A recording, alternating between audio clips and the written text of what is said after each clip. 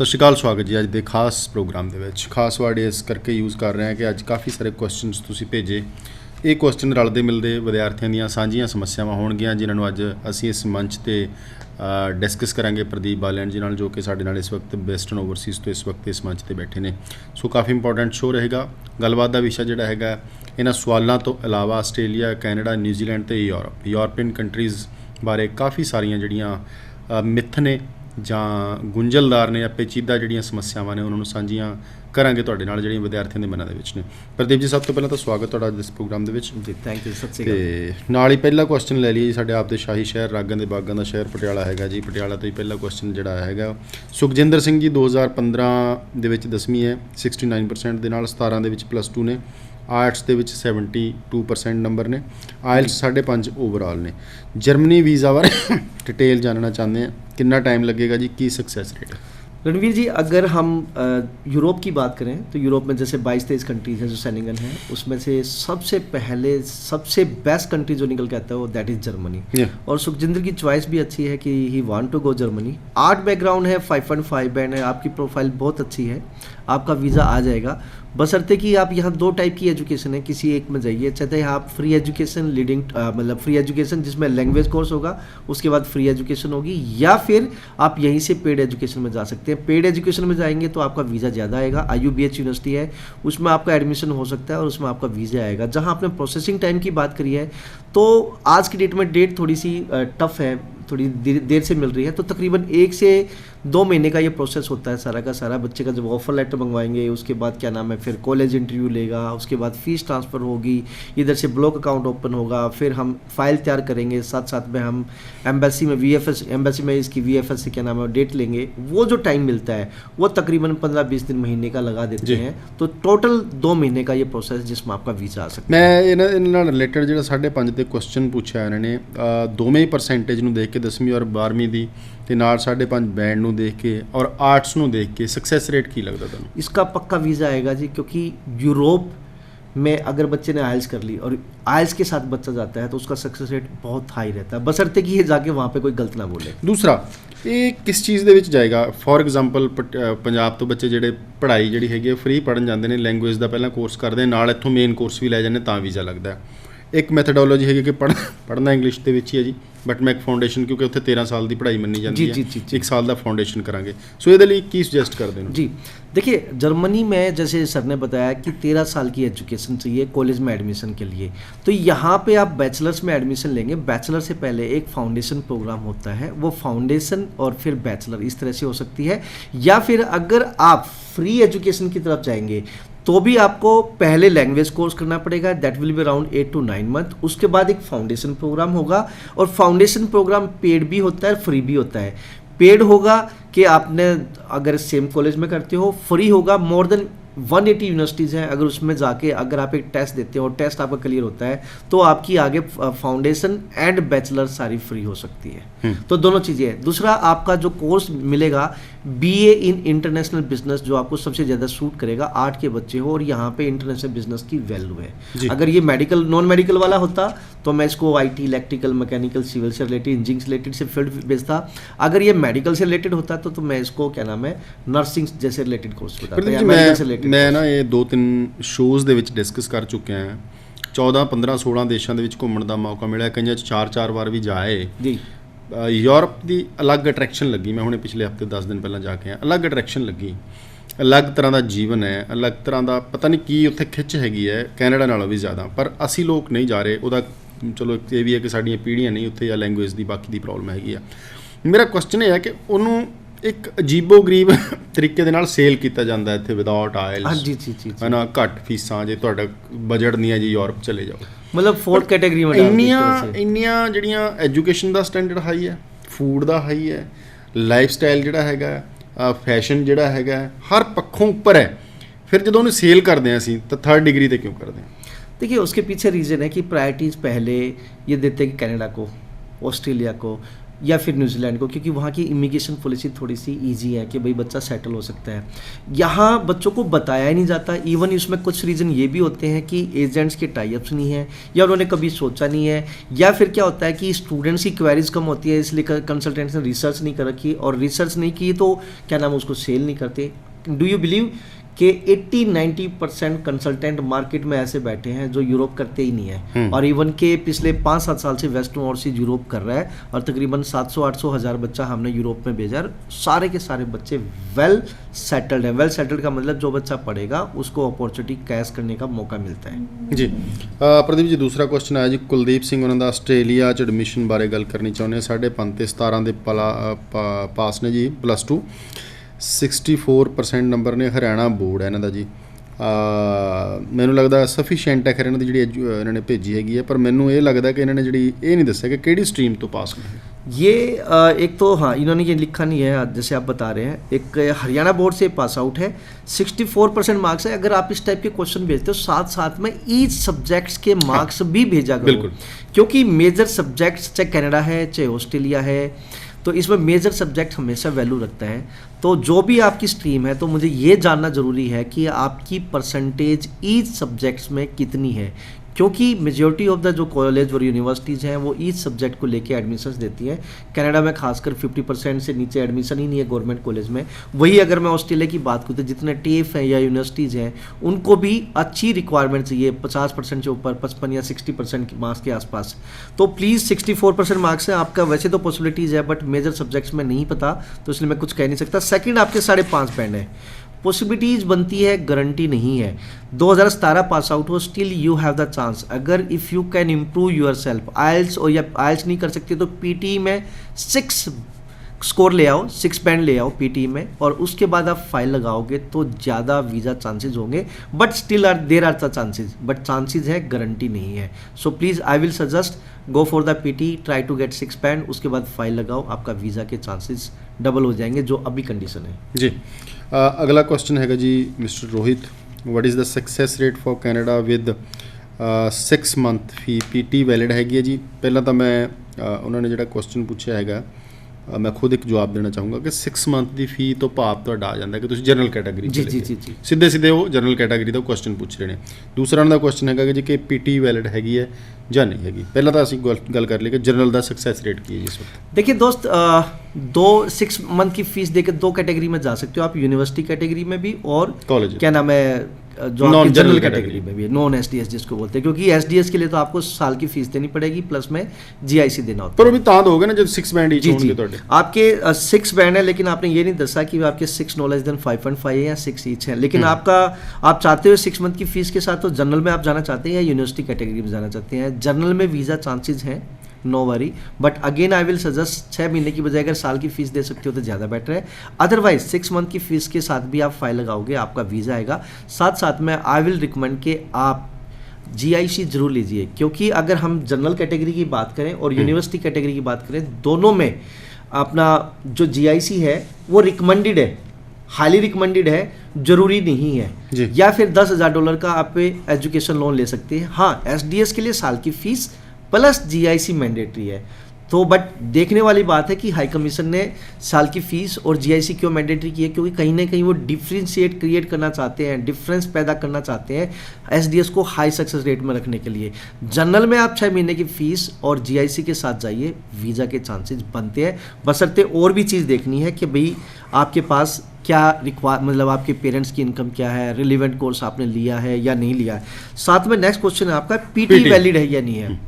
PT valid है, सारे कॉलेजों में नहीं, सारे कॉलेज नहीं ले रहे, बहुत सिलेक्टेड कॉलेज पीटी सर जी एजुकेशन ਦਾ ਜਾਂ ਸੀਐਲਬੀ ਲੈਵਲ ਹੈ ਜਾਂ ਜਿਹੜੀ ਐਜੂਕੇਸ਼ਨ ਦੇ ਮਾਪਦੰਡ ਹੈ ਜਾਂ ਐਜੂਕੇਸ਼ਨ ਦੀਆਂ ਬਾਡੀਜ਼ ਨੇ, ਆਇਲਸ ਹੈ ਜਾਂ ਪਹਿਲਾਂ ਟੋਫਲਸ ਹੁੰਦਾ ਸੀਗਾ ਹੈ ਨਾ, ਜਾਂ ਯੂਐਸ ਦੇ ਵਿੱਚ ਤਾਂ ਬਹੁਤ ਸਾਰੇ ਚੱਲਦੇ ਨੇ ਜਿਹੜੇ ਹੁਣ ਪੀਟੀ ਦਾ ਜ਼ਿਕਰ ਹੋਣ ਲੱਗ ਪਿਆ। ਇਹ ਜਿਹੜੀ ਕਿਸੇ ਵੀ ਟੈਸਟ ਦੀ ਮਾਨਤਾ ਹੈ ये उत्थों की सरकार एजुकेशन की बॉडी हाई कमीशन दिंदा है या कॉलेजों के उपर निर्धारित करती है? नहीं, ये पहले हाई कमीशन की तरफ से, वहाँ की मिनिस्ट्री ऑफ एजुकेशन की तरफ से।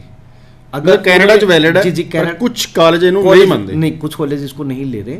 तो इवन के जैसे हम देखें एसपीपी की जो आई थी जिसमें वासीआई कैन प्लस में जो यहाँ हाई कमीशन था, इन दोनों का जो ज्वाइंट वेंचर में एसपीपी स्टार्ट हुआ था उसमें आइल्स था टफल भी नहीं था और पीटी तो था ही नहीं था। अब एसडीएस है, अगर देखा जाए तो पहले तो वहाँ की गवर्नमेंट, सेकंड आती है यहाँ की जो इमिग्रेशन है, मतलब कनाडा की हाई कमीशन है, वो इसको कितना वैलिड मानती है। कॉलेजों ने तो मान लेना है, वो ये देख रहे हैं कि इसमें सक्सेस रेट कितना निकल के आ रहा है। पीटी पे सक्सेस रेट बहुत कम है, बट ऐसा नहीं है कि वीज़ा नहीं आते। मेरे पिछले इंटेक में काफ़ी बच्चों के पीटी में वीज़ा है, बट रिजेक्शन भी आती है।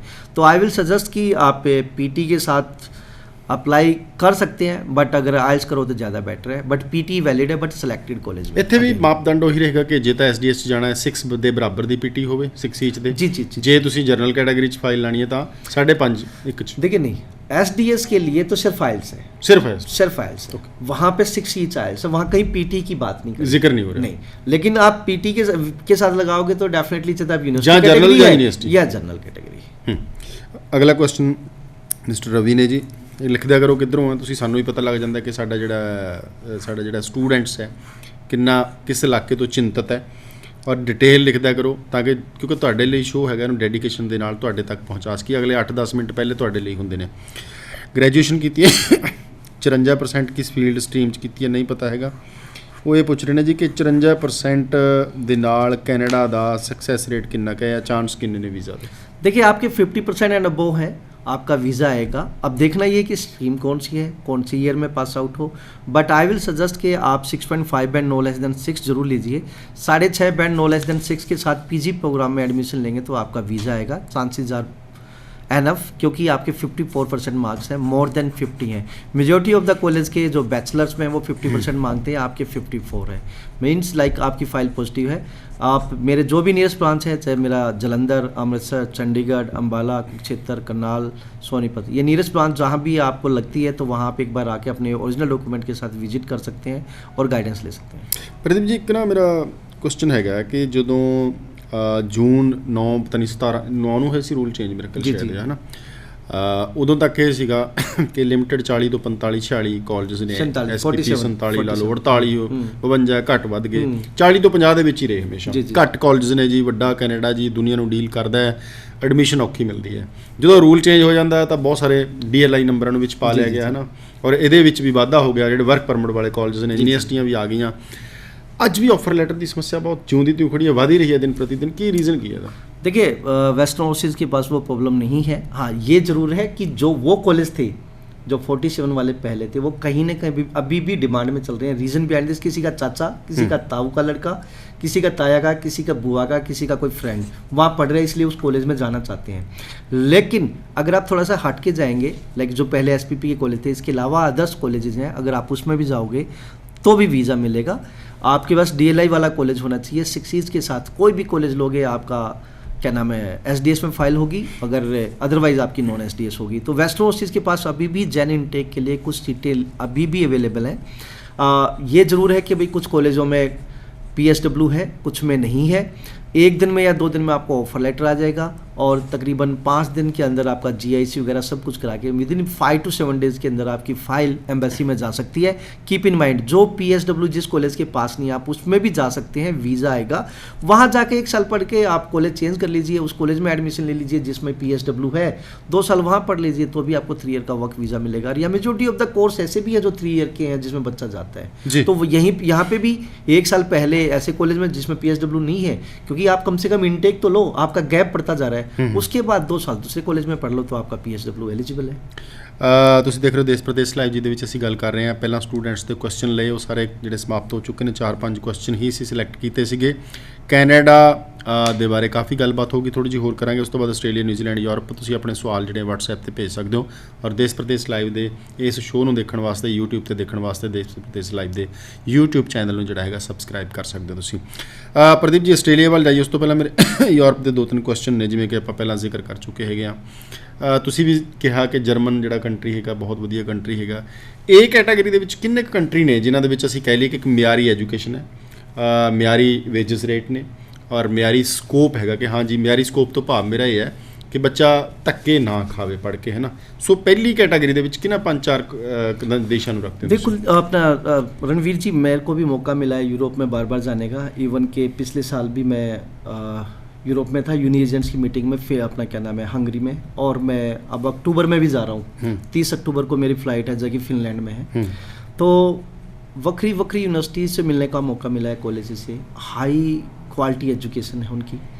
सबसे पहले मैं प्रायोरिटीज़ दूंगा जर्मनी को जी। क्योंकि उसमें 18 मंथ का स्टे बैक ऑप्शन है, मींस बच्चा स्टडी कंप्लीट करके PR ले सकता है। फ्रांस है, फ्रांस में स्टडी कंप्लीट मास्टर्स कंप्लीट करने के बाद M2 लेवल की मास्टर्स कंप्लीट करने के बाद अगेन 2 साल का पोस्ट स्टडी वर्क वीज़ा है, सिर्फ एंड सिर्फ इंडियन स्टूडेंट्स के लिए। अदर किसी भी कंट्री का अगर बच्चा आता है तो 1 साल का है मास्टर्स के बाद, सिर्फ इंडियन स्टूडेंट्स के लिए 2 साल का PSW है, मतलब 1 साल प्लस 1 साल एक्सटेंडेबल है। अगर मैं बात करूँ स्वीडन और डेनमार्क, दोनों में स्पाउस वीज़ा है बट नीड 6.5 बैंड। इवन कि डेनमार्क में अगर बच्चा जाता है तो स्टूडेंट को तो फंड्स दिखाने की जरूरत नहीं है, वहाँ पे भी बच्चे की पॉसिबिलिटीज़ हैं सेटलमेंट की। अगर मैं बात करूँ स्विट्ज़रलैंड की, स्विट्ज़रलैंड में क्या है कि 6 मंथ की स्टडी है, 6 मंथ की पेड इंटर्नशिप है। तो इस तरह से अगर बच्चा 3 ईयर की बैचलर करता है तो लास्ट जो 6 मंथ बचते हैं तो यूनिवर्सिटीज़ और कॉलेज ऑल ओवर वर्ल्ड से कंपनीज़ को बुला के बच्चों को प्लेसमेंट कराते हैं ऑल ओवर द वर्ल्ड में। तो उस हिसाब से अगर देखा जाए किसी ने होटल इंडस्ट्री में करियर बनाना है तो अपना स्विट्ज़रलैंड से कुछ बेस्ट कुछ नहीं हो सकता। इसके अलावा तो डिपेंड करता है कि ਤੁਹਾਡੀ बैकग्राउंड ਕੀ ਹੈਗੀ ਹੈ, ਉੱਥੇ ਤੁਸੀਂ ਜਾ ਸਕਦੇ हो। पोलैंड में वीज़ा आते हैं, इसके अलावा आपका क्या नाम है फिनलैंड में वीज़ा आते हैं, आपका हंगरी में वीज़ा आते हैं, तो कंट्रीज सारे हैं। अब बच्चे की चॉइस के ऊपर देखना है, बट फर्स्ट प्रायोरिटीज़ मैं हमेशा जर्मन से स्टार्ट करता हूँ जी। ਹੁਣ ਤੁਰਦੇ ਹਾਂ ਜੀ ਥੋੜ੍ਹਾ ਜਿਹਾ ਆਸਟ੍ਰੇਲੀਆ ਵੱਲੋਂ। ਜਿਸ ਤਰ੍ਹਾਂ ਨੇ ਕੁਐਸਚਨ ਵੀ ਪਾਇਆ ਸੀਗਾ ਕਿ ਆਸਟ੍ਰੇਲੀਆ ਜਾਣਾ 5.5 ਬੈਂਡ ਦੀ ਉੱਪਰ ਕੀ ਪੋਸੀਬਿਲਿਟੀਜ਼ ਹੈ। 60% ਪੰਜਾਬ ਸਕੂਲ ਐਜੂਕੇਸ਼ਨ ਬੋਰਡ, 60% ਤੋਂ ਭਾਵ 62 ਹੋ ਗਏ ਜਾਂ 60 ਹੋ ਗਏ ਜਾਂ 58 ਹੋ ਗਏ, 5.5 ਬੈਂਡ आर्ट्स हैगा ਪੰਜਾਬ ਸਕੂਲ ਐਜੂਕੇਸ਼ਨ ਬੋਰਡ है। कितनी पॉसिबिलिटी है, बहुत सारे केस ने है जी। देखिए चांसेस आर, हरियाणा बोर्ड भी सेम है, chances are less. Reason behind this कि आपके 5.5 बैंड है और परसेंटेज भी आपकी 58 और 60 ही है। अब देखा जाए 58 और 60 है तो मेजर 4 सब्जेक्ट्स में कहीं ना कहीं वो किसी एक आध सब्जेक्ट में वो 50 या 55 से भी नीचे होंगे। वीज़ा आते हैं, मिराकल होते हैं, चमत्कार होते हैं, ऐसी बात नहीं है। वीज़ा ऑफिसर किस मूड में बैठा है, वीज़ा मिलते हैं, कोई दिक्कत नहीं है। बट आई विल सजेस्ट कि अगर 6 बैंड के साथ आप फाइल लगाओगे तो ज़्यादा बेटर है, या 5.5 बैंड 60% मार्क्स टेप में लगाओ गवर्नमेंट कॉलेज में, जिसमें टेप क्वींसलैंड हो सकता है, टेप कंगन हो सकता है, होम्सक्लेन हो सकता है, चिजलम हो सकता है। अगर ये कॉलेज टेप NSW हो सकता है तो टेप NSW में तो इवन कि आपको D2D भी मिल जाएगी, तो वहाँ visa chances will be high. तो इनमें है जिनमें वीज़ा चांसेस हाई रहेंगे जी। ਇਸ ਤੋਂ ਇਲਾਵਾ ਜਿਵੇਂ ਆਸਟ੍ਰੇਲੀਆ ਦੇ ਵਿੱਚ ਜਦੋਂ ਅਸੀਂ ਦਾਖਲਾ ਲੈਂਦੇ ਹਾਂ, ਕੰਸਲਟੈਂਟ ਚੁਣ ਲਿਆ, ਵਧੀਆ ਕਾਲਜ ਲੈ ਲਿਆ, ਕੋਰਸ ਲੈ ਲਿਆ, ਉੱਥੇ ਜਾ ਕੇ ਇੱਕ ਬਹੁਤ ਵੱਡੀ ਸਮੱਸਿਆ ਹੈ, ਹਰ ਬੱਚਾ ਵਕੀਲ ਬਣਦਾ ਜਾ ਰਿਹਾ। ਮੈਂ ਕਹਿੰਦਾ ਅਵੇਅਰਨੈਸ ਹੋਣੀ ਚਾਹੀਦੀ ਹੈ, ਪਰ ਇੱਕ ਪੰਜਾਬੀ ਦੀ ਕਹਾਵਤ ਵੀ ਹੈ ਕਿ ਨੀਮ ਹਕੀਮ ਖਤਰਾ ਜਾਨ। ਇਸ ਤਰ੍ਹਾਂ ਦੀ ਜਾਣਕਾਰੀ ਨਾ ਰੱਖੋ ਅੱਧ ਅਧੂਰੀ, ਤੁਹਾਡੀ ਜਾਨ ਨੂੰ ਹੀ ਖਤਰਾ ਹੋ ਜੇ। ਇੱਧਰੋਂ ਉੱਧਰੋਂ ਸੁਣ ਕੇ ਕਾਲਜ ਕੋਰਸ ਚੇਂਜ ਕਰਨ ਦੀ ਕੋਸ਼ਿਸ਼ ਨਾ ਕਰੋ। ਮੈਂ ਇੱਕ ਕੁਐਸਚਨ ਇਸ ਕਰਕੇ ਪੁੱਛ ਰਿਹਾ ਤੁਹਾਨੂੰ ਕਿ ਕਿਸੇ ਪ੍ਰੋਵਿੰਸਸ ਦੇ ਵਿੱਚ, ਆਊਟਰ ਏਰੀਆ, ਰੀਜਨਲ ਏਰੀਆ ਦੇ ਵਿੱਚ ਜਾਣ ਦੇ ਵੀ ਕੋਈ ਆਸਟ੍ਰੇਲੀਆ ਦੇ ਵਿੱਚ बेनिफिट है, ਉਹਨੂੰ ਕਿਵੇਂ ਲੈ सकते हैं? डेफिनेटली स्टेटमेंट भी थी, अभी ग्रुप में भी स्टेटमेंट आई थी कि वहाँ का जो प्राइम मिनिस्टर है वो चाहता है कि रीजनल एरियाज में जितने भी एजुकेशन प्रोवाइडर्स हैं उसमें बच्चा जाएगा तो कहीं ना कहीं वीज़ा चांसेस भी हाई रहेंगे, और जहाँ स्टूडेंट स्टडी कंप्लीट करने के बाद जो PR है उसमें भी कहीं ना कहीं एक्स्ट्रा पॉइंट मिलते हैं। तो really they want to promote, even कि न्यूजीलैंड ने पास्ट में कर ही दिया है कि अगर आप रीजनल एरिया में आते हैं तो आपको 2 ईयर का और 3 ईयर का वर्क वीज़ा है। इवन के ऑकलैंड के अंदर आते हो तो सिर्फ बैचलर और मास्टर्स में या PG प्रोग्राम में है। तो इसी तरह से अपना ऑस्ट्रेलिया ने भी किया है कि भाई दे वांट कि भाई रीजनल एरिया उनके डेवलप हों। रीजनल एरिया में जितनी यूनिवर्सिटीज़ और कॉलेज हैं उसमें पढ़ने के लिए अगर जाएंगे तो कहीं ना कहीं आपकी फ़ाइल को वेटेज मिलेगा। They want to develop the regional area, और कहीं ना कहीं उसमें फ़ायदा आपका है क्योंकि आपको वीज़ा चांसेस हाई मिल रहे हैं, प्लस में स्टडी कंप्लीट करने के बाद जब आप PR डालते हैं तो उसमें आपके पॉइंट्स भी हाई होते हैं। ਅੱਜ ਆਸਟ੍ਰੇਲੀਆ ਦੇ ਵਿੱਚ ਬੱਚਾ ਸਹੀ ਗਾਈਡੈਂਸ ਨਹੀਂ ਲੈ ਰਿਹਾ। ਮੈਂ ਇੱਕ ਐਗਜ਼ਾਮਪਲ ਦੇਣਾ ਚਾਹੂੰਗਾ। 5.5 ਦੀ ਐਡ, ਪੈਸਾ ਬਾਅਦ ਦੇ ਵਿੱਚ ਇਸ ਤਰ੍ਹਾਂ ਦੀਆਂ ਐਡਾਂ ਨੇ ਬੱਚਾ ਮੋਹਿਤ ਕਰ ਲਿਆ, ਬੱਚਾ ਚਲਾ ਜਾਂਦਾ ਹੈ। ਉਹਦੇ ਲਈ ਇੱਕ ਵੀਜ਼ਾ ਬਹੁਤ ਵੱਡੀ ਗੱਲ ਹੈ, ਜਾਂ ਅਪਲਾਈ ਕਰਨਾ ਜਾਂ ਆਫਰ ਲੈਟਰ ਦੇਣਾ ਜਾਂ ਬਾਅਦ ਦੇ ਵਿੱਚ ਪੈਸੇ ਦੇਣਾ। ਜਿਹੜੀਆਂ ਮੈਂ ਕੁਝ ਪ੍ਰੋਬਲਮਾਂ ਸਮਝਦਾ ਆਸਟ੍ਰੇਲੀਆ ਦੇ ਵਿੱਚ ਕਿ ਪਹਿਲਾਂ ਤਾਂ ਕਾਲਜ ਕੋਰਸ ਦਾ ਡਾਇਰੈਕਟ ਨਾ ਹੋਣਾ, ਕਾਲਜ ਦਾ ਨਾ ਹੋਣਾ, ਯੂਨੀਵਰਸਿਟੀ ਦਾ ਨਾ ਹੋਣਾ। ਤੁਹਾਡੀ ਆਫਰ ਲੈਟਰ, ਮੇਰੀ ਕੰਪਨੀ ABCD, ਮੈਂ ਪ੍ਰਦੀਪ ਜੀ ਤੋਂ ਲੈ ਲਈ ਫੋਰ ਐਗਜ਼ਾਮਪਲ, ਬਾਅਦ 'ਚ ਮੇਰੀ ਇਹਨਾਂ ਦੇ ਨਾਲ ਅਣਬਣ ਹੋ ਗਈ ਜੀ, ਮੈਂ ਇਹਦਾ ਫਾਈਲ ਆਪ ਲਾਊਂਗਾ ਜਾਂ ਮੇਰਾ ਸਾਰਾ ਸਿਸਟਮ ਆਪ ਹੈ, ਮੈਨੂੰ ਆਫਰ ਲੈਟਰ ਚਾਹੀਦੀ ਸੀਗੀ। COE ਮੈਂ ਕਿਤੋਂ ਹੋਰ ਚੱਕ ਰਿਹਾ, ਕਿਸੇ ਹੋਰ ਦੇ ਨਾਮ ਤੋਂ ਹੈ, ਐਡਿਟ ਕਰਕੇ ਬੱਚੇ ਨੂੰ ਮੈਂ ਆਫਰ ਦੇਤੀ ਆਪਣੇ ਨਾਮ ਤੋਂ, COE ਇਹਨਾਂ ਦੇ ਨਾਮ ਤੋਂ। ਐਮਬੈਸੀ ਦੇ ਵਿੱਚ ਜਦੋਂ ਇਸ ਤਰ੍ਹਾਂ ਦੇ ਕਲੈਸ਼ਸ ਹੁੰਦੇ ਨੇ ਤਾਂ ਵੀਜ਼ਾ ਚਾਂਸ ਜਿਹੜੇ ਹੈਗੇ ਘੱਟ ਜਾਂਦੇ। ਮੇਰੇ ਖਿਆਲ ਮੈਂ ਰਾਈਟ, ਮੈਂ ਜਿਹੜੀ ਗੱਲ ਕਹਿ ਰਿਹਾ ਨਾ। देखिए एक सॉफ्टवेयर है, हाई कमीशन हर चीज़ देखती है, दैट इज़ प्रिज्म। प्रिज्म के तो मतलब जब एक COE अपलोड होती है, मतलब एक COE जब स्टूडेंट को या एजेंट को आती है तो सपोज करो कि मैंने ये एक स्टूडेंट है, इसको कॉलेज में इनरोल किया, ये सीओई जब आई तो मेरे को वेस्टर्न ओवरसीज के नाम से आई, तो साथ साथ में वो प्रिज्म के थ्रू हाई कमीशन भी देख सकता है। अब मेरे पास आई लेकिन आप फाइल आप लगा रहे हो, तो हाई कमीशन समझ जाती है कि ये आई वेस्टर्न पे है और लगा आप रहे हो, तो वो सारी चीजें फाइल ट्रैवल कर रही है, फाइल ट्रैवल कर रही है। और एक चीज मैं यहाँ पे बताना चाहता हूँ कि जो सर ने उठाया मुद्दा, ये बहुत आज की डेट में लोगों को मिसगाइड किया जा रहा है और आप लोग खुद मिसगाइड हो रहे हैं। Reason behind this, 5.5 band fee after visa ठीक है, लेकिन आप ये देखो कि सक्सेस रेट कितना है। 10%, 15%, मैक्सिमम 20% से ज़्यादा सक्सेस रेट नहीं है। न्यूज़पेपर की बड़ी एडवर्टीजमेंट, पूरा का पूरा जैकेट लो, एडवर्टीजमेंट लगाओ और जिसमें ये सारी चीज़ें लिखी होती हैं, तो लोग कहीं ना कहीं सम्मोहित होते हैं, अट्रैक्ट होते हैं।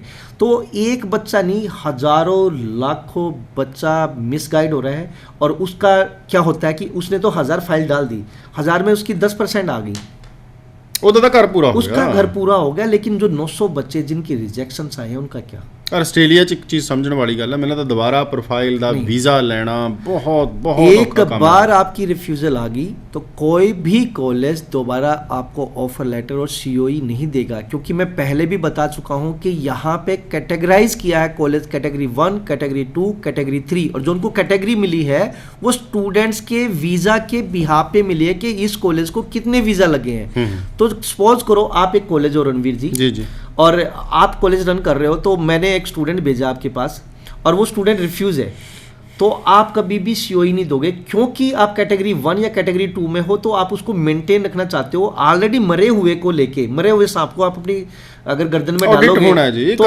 मरने वाली बात है। हाँ, तो वही चीज़ है, आप कभी नहीं चाहोगे कि एक स्टूडेंट ऑलरेडी रिफ्यूज है तो दोबारा उसकी रिफ्यूजल लेके आप अपनी कैटेगराइज को नीचे करें। जिस कॉलेज की कैटेगरी असेसमेंट लैवल 1 और 2 है, ਉਹ ਪੰਜਾਬ ਦੇ 10-20 ਸਟੂਡੈਂਟਸ ਜਾਂ 2-4 ਗਲਤ ਐਡ ਦੇਣ ਵਾਲੇ ਕੰਸਲਟੈਂਟ ਏਜੰਟਾਂ ਦੇ ਪਿੱਛੇ ਲੱਗ ਕੇ ਕੀ ਆਪਣਾ ਕਾਲਜ ਯੂਨੀਵਰਸਿਟੀ ਖਰਾਬ ਕਰੂਗਾ? ਕਦੇ ਨਹੀਂ ਕਰੂਗਾ।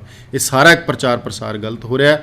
ਸਾਡੇ ਵਰਗੇ ਸਟੂਡੈਂਟਸ, ਸਾਡੇ ਵਰਗੇ ਕੰਸਲਟੈਂਟਸ ਆਸਟ੍ਰੇਲੀਆ ਨੂੰ ਬਥੇਰੇ ਮਿਲ ਜਾਣੇ ਨੇ, ਉਹ ਅਰਬਾਂ ਖਰਬਾਂ ਕਰੋੜਾਂ ਮਿਲੀਅਨ ਦਾ ਕਾਰੋਬਾਰ ਕਰਦੇ ਨੇ। ਸੋ ਇੱਕ ਬੱਚਾ ਜਿਹੜਾ 5-7-10 ਲੱਖ ਫੀਸ ਖਰਚਾ ਹੈ, ਉਹਦੇ ਪਿੱਛੋਂ ਕਦੇ ਵੀ ਆਪਣੀ ਰੈਪੂਟੇਸ਼ਨ ਜਿਹੜੀ ਹੈ ਨਹੀਂ ਖਰਾਬ ਕਰਨਗੇ। ਨਿਊਜ਼ੀਲੈਂਡ ਵੱਲੋਂ ਨੇ ਪ੍ਰਦੀਪ ਜੀ, ਨਿਊਜ਼ੀਲੈਂਡ ਜਿਹੜਾ ਹੈਗਾ ਤਬਦੀਲੀ ਕਰਦਾ ਹੈ, ਤਬਦੀਲੀ ਤੋਂ ਬਾਅਦ कोई हलचल दिखी नहीं मार्केट ਦੇ ਵਿੱਚ, ਤੁਹਾਡਾ ਕੀ ओपिनियन है ਇਹਦੇ ਵਿੱਚ? देखिए, यहाँ जो प्रॉब्लम आ रही है, इवन के फाइलें बढ़ रही हैं, बच्चों का कहीं ना कहीं इंटरेस्ट बढ़ रहा है, लेकिन प्रॉब्लम ये आ रही है कि यहाँ पे 1 ईयर की मिनिमम, मतलब मान लो सपोज को बच्चा चाहे तो जाएगा 1 ईयर कोर्स के लिए, 2 ईयर के लिए, 3 ईयर के लिए। मतलब जो बच्चा 12th पास होगा वो 1.5 साल या 2 साल या 3 ईयर की बैचलर्स, जो बच्चा ग्रेजुएट होगा 1 ईयर का पीजी या 1 ईयर का ग्रेजुएट डिप्लोमा या मास्टर 1.5 ईयर की। तो बच्चे को मिनिमम जितनी ड्यूरेशन जो भी हो, चाहे 1.5 साल से 2 साल से 1 साल, मिनिमम 1 ईयर के फंड्स बच्चे को 6 मंथ ओल्ड दिखाने हैं, एजुकेशन लोन और इसके अलावा एफडी और किसी भी तरह या जीपीएफ वीपीएफ। वो बच्चों के पास वो पेमेंट की प्रॉब्लम है, बच्चों के पास फंड्स नहीं। और ये हाई कमीशन ने लिमिटेड किया कि स्टूडेंट के मम्मी पापा, स्टूडेंट के दादा दादी, स्टूडेंट के नाना नानी, और अगर मैरिड है उसके भाई बहन, प्लस अगर मैरिड है तो उसके हस्बैंड वाइफ और father in law, mother in law, सिर्फ यही लोग स्पॉन्सर करते हैं।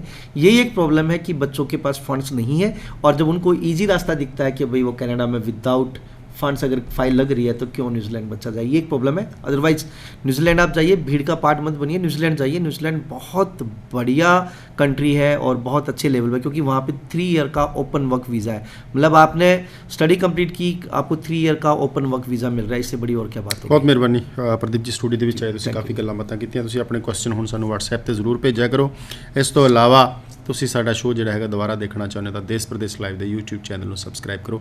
ਆਪਣੇ ਦੋਸਤ ਰਣਵੀਰ ਸਿੰਘ ਨੂੰ ਅੱਗੇ ਦੇ ਧੰਨਵਾਦ। ਸਤਿ ਸ਼੍ਰੀ ਅਕਾਲ।